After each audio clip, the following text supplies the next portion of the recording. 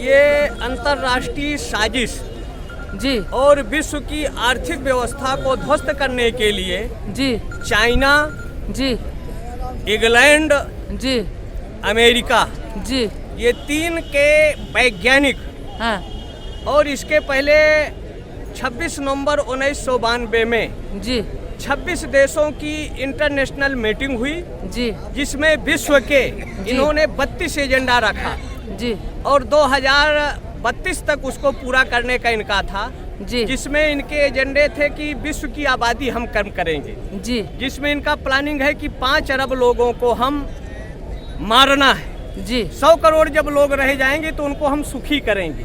अच्छा ये इनका टारगेट था। ठीक इसके है साथ साथ दुनिया में अनेक तरह की और भ्रम भ्रांति कोरोना लैब से तैयार किया गया है। वैसे भारत में जी 5% कोरोना है जी और उसका इलाज हमारे यहाँ आयुर्वेद में है। अगर उसका सेवन किया जाए जी तो कोरोना से मृत्यु नहीं होगी, जी प्रतिरोधात्मक क्षमता को बढ़ाया जा सकता है। जी और उसमें जैसे अमृता गुरची, जी काली मिर्च, अश्वगंधा, जी दालचीनी, जी लेमन, जी इसको गर्म जल के साथ अगर 3 दिन सेवन कर दिया जाए जी तो कोरोना का वायरस, और जी। अगर ये नहीं कर सकते जी तो शुद्ध गंगा जल का सेवन केवल जी 3 दिन तक जी। 3 टाइम कर ले तो कोरोना जैसे 37 तरह के, वैसे जी। नीरी नाम का वैज्ञानिक 1865 में इस बात को कहा था कि गंगा जल के सेवन से जी 85 तरह के बैक्टीरिया के जीवाणु नष्ट होते हैं। तो जी। कोरोना, और हिंदू विश्वविद्यालय के वैज्ञानिकों ने भी जी अभी 20 नवंबर में इस बात को प्रमाणित किया, 18 डॉक्टर और वैज्ञानिकों ने, कि जी। गंगा जल कोरोना की सबसे बड़ी औषधि है। जी। इसका 1 सप्ताह तक अगर सेवन करें, जी। और ये साक्षात ब्रह्म द्रव है, जी ब्रह्म ही द्रवीभूत होकर प्रवाहित हुआ है। जी। और हिमालय की लगभग 262, जी जिसको राजनिघंटू धन्वंतरी ने निरूपण किया, उन औषधियों से होकर ये गंगा जल आता है, जी। जिसके सेवन से व्याधि और बीमारियों का शमन हो। हमारी पौराणिक मर्यादा है, हम लोग आते हैं हजारों रुपया खर्च करके गंगा स्नान को, मगर हम बहुत दिन से घूम रहे हैं तटों पे, लोग जो है आते हैं, कपड़े जो है पॉलीथीन नए लिए वहीं पॉलीथीन छोड़ जाते हैं। जो मान्यता शिव भगवान ने अपनी जटों में माँ को लिया था, और ये गंगा माँ जो है हम लोगों को, कितने लोगों का पेट पाल रही है, हम रोज जा रहे देख रहे हैं। तो ये जो गंदगी फैला रहे, आप उसी को माँ मान रहे, उसी में गंदगी फेंक रहे, क्या करना चाहिए, संदेश दीजिए।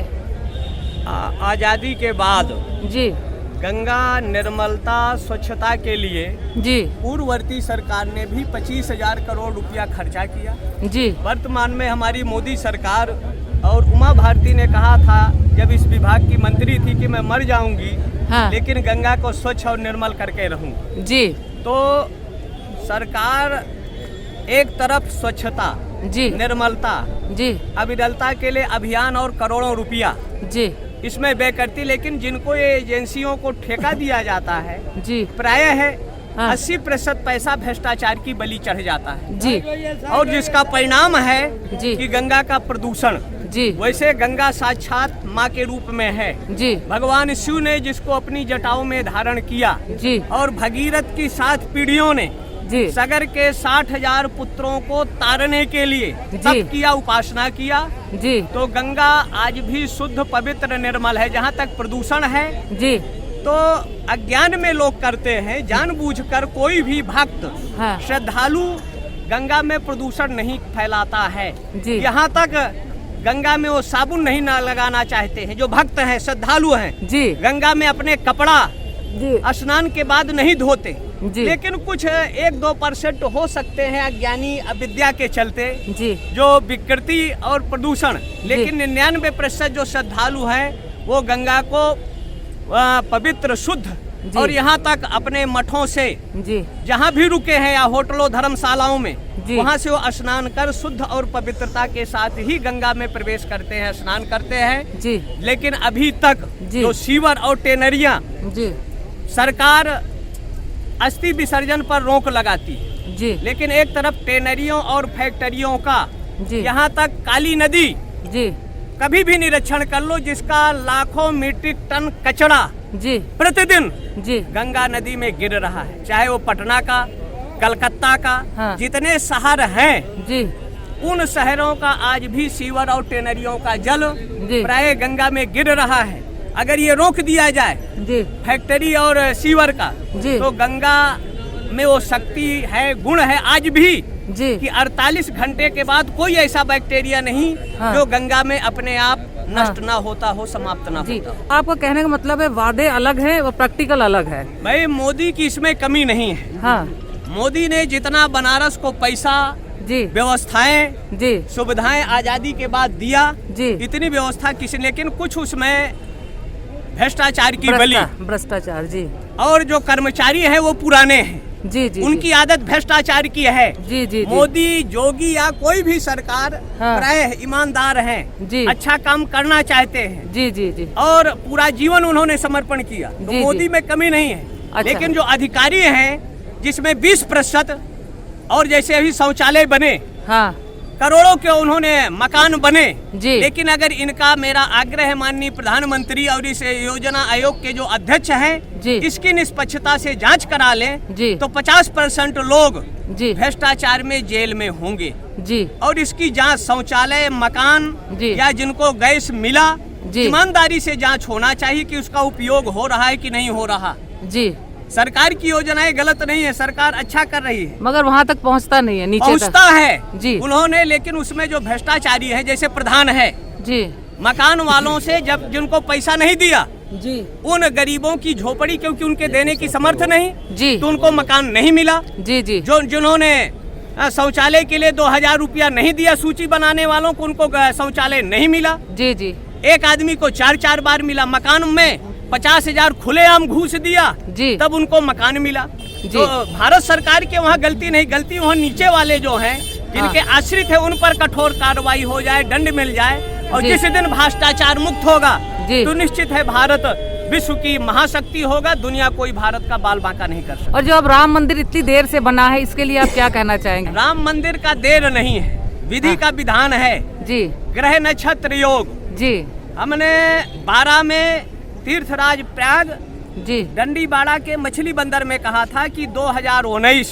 जी का ग्रह नक्षत्र ये बता रहे हैं जी कि उसके बाद दुनिया की कोई शक्ति राम के मंदिर निर्माण को नहीं रोकेगी। जी तो सब भगवान की विधि से होता जी, है, उनकी जी। इच्छा अनुसार होता है। जी जी और ये एक दिन का नहीं, हजारों साल का संघर्ष, जी लाखों लोगों का बलिदान जी आज वो सार्थक हुआ है। जी और न्यायपालिका ने न्याय को पहचान कर, जी न्याय देकर, जी। एक तरह से करोड़ों जी हिंदू समाज की आस्था, श्रद्धा और न्याय का पक्ष है। जी। संपूर्ण साक्ष्य और सबूत जी। हिंदू समाज के साथ थे, इसलिए जी। राम जी के साथ निर्णय हुआ है जी और राम के पक्ष में हुआ है। जी। मंदिर बन रहा है, भव्य बन रहा है, विशाल बन रहा है। तो कोई निर्माण में टाइम लगता है जी और वो अपने समय से बनकर तैयार होगा। जी करोड़ों लोगों ने सहयोग भी दिया है। जी हाँ, तो भव्य विशाल भारत का एक तरह से राम राज्य का सपना, जी जो सब नर करहि परस्पर प्रीति चलहि स्वधर्म निरत सुत नीति का जो आधार था, जी। वो साकार हो रहा है। जी। राम राज्य का था, सब राम ने कहा था कि अगर मैं कुछ अनीत करूं जी तो ये प्रजा का मेरा अधिकार है कि हमको टोके और समझाए। जी तो कार्य वो संपन्न हुआ है जी। और नींव का कार्य हो रहा है। बहुत शीघ्र जी। मंदिर का निर्माण पूरा हो। कुंभ वैसे ज्योतिषी गणना के आधार पर 1 महीना का ही होता था। सूर्य, चंद्र और गुरु जो पंचांगकार है उसमें आप देख लें, लेकिन अब प्राचीन पुरातन कुछ व्यवस्थाएं थी जो इन लोग 4 महीने क्या 5 महीना, जनवरी, फरवरी, मार्च, अप्रैल और वैसे बैसाख, 5-5 महीने की ये परंपराएं रहीं। लेकिन ज्योतिषी गणना के आधार पर ये 1 महीने का ही होता था, परंपराएं उसकी हैं। तो अब कोविड को ध्यान में रखकर 1 महीना भी किया है, नियमतः उसका पालन करें, व्यवस्थाएं दें और सबको जमीन आवंटन करें, शिविर लगें। अगर प्रशासन, पुलिस को कोरोना नहीं होगा क्या? आर्मी के लोगों को कोरोना नहीं होगा क्या? अगर उनके टेंट शिविर लग सकते हैं तो साधु संत और श्रद्धालुओं के लिए भी टेंट शिविर लगना चाहिए। सरकार को इसको अविलंब निर्णय लेना चाहिए। और कोविड की सबसे बड़ी औषधि है गंगा, शुद्ध गंगा जल उपलब्ध कराएं। अभी योगी सरकार ने उत्तर प्रदेश में माघ महीना का शिविर कुंभ माघ मेला संपन्न कराया और उसमें एक भी कोविड का मौनी अमावस्या में लगभग 50 लाख श्रद्धालुओं ने स्नान किया, किसी को कोई कोविड या बीमारी नहीं हुई। तो सनातन धर्म अजेय है और आस्था का है। सनातन की जड़ें इतनी गहरी हैं जिसको नष्ट करने के लिए अनेक कालों में उपयोग हुए, लेकिन सनातन अजेय है, अजर अमर है। इसके प्रति श्रद्धा आस्था। व्यवस्था से खुश हो सरकार की? अब सुख खुश और दुख तो साधु संत साधु का बताएंगे। विषय नहीं है। हम लोग हमेशा खुश हैं, हम लोग कभी कोई दुखी नहीं है। अच्छा गुरुजी, हम लोग सुख देने के लिए आते हैं, दुख देने के लिए नहीं। अच्छा, आप जो है सनातन धर्म के लिए क्या संदेश देना चाहेंगे? सनातन धर्म का संदेश है एकता का। जी सनातन धर्म सार्वभौमिक है, सार्वकालिक है, सार्वदेशिक है जी और उसी के हम सब संत संवाहक हैं जी। और उसकी जो कीर्त वैजयंती ध्वजा आचार्य शंकर ने 2509 वर्ष पूर्व जी अद्वैत मत को लिया था जी और स्थापित किया। जी। उसी परंपरा को लेकर धर्म ही जीवन का सर्वस्व, धर्मस्य तत्वम निहितम गुहायाम, जी धर्म ही सर्वस्व है। जी। एतद् देश प्रसूतस्य सकाशात् अग्निजन्मनः स्वं स्वं चरित्रम शिक्षेरन् पृथिव्याम सर्वमानवः। धर्म का संदेश था कि हम पूरे विश्व के मानवों को दिशा दशा गति, विश्व की परिस्थितियों पर कुंभ पर संत चिंतन मनन और मंथन करता था और उसके लिए पाथेय के रूप में दुनिया को जो संदेश जाता था, जिससे शांति आती थी, सद्भाव आता था, बिना मीडिया बिना अखबार के कुंभ के माध्यम से सनातन धर्म का संदेश गांव-गांव तक पहुंचता था। ये सनातन की सबसे बड़ी ताकत थी, ऊर्जा थी, जिससे सनातन संगठित था, एकबद्ध था और दुनिया का गुरु था। तो हम आदि शंकराचार्य के परंपरा के एक इकाई के एक सूत्र हैं। जी, आपका शुभ नाम जान सकते हैं गुरुजी? मैं काशी विश्व की सांस्कृतिक राजधानी के रूप में, जैसे राजनीतिक कैपिटल दिल्ली जी, वैसे धर्म और अध्यात्म का केंद्र काशी है। जी और काशी में ये पंचदश नाम जूना भैरव अखाड़े का केंद्र है, हेडक्वार्टर है जी और हमारा भी केंद्र काशी है। जैसे माला का सुमेर होता है जी, वैसे पीठों का ये सुमेर पीठ था, जी। उसका मैं शंकराचार्य हूँ। जी धर्म संस्कृति का संरक्षण संवर्धन जी और पंचदश नाम जूना अखाड़ा के हर क्रियाकलापों में जी हम सम्मिलित रहते हैं जी और उनके नियम कायदों के अनुसार, धर्म के अनुसार जो कार्य होता है जी। उस सब में हमारा योगदान सहयोग, जी जैसा नियम है उनका पालन करना, जनता को पालन कराना जी और धर्म का संदेश देना। जी। हर हर महादेव, हर हर महादेव, हर हर महादेव।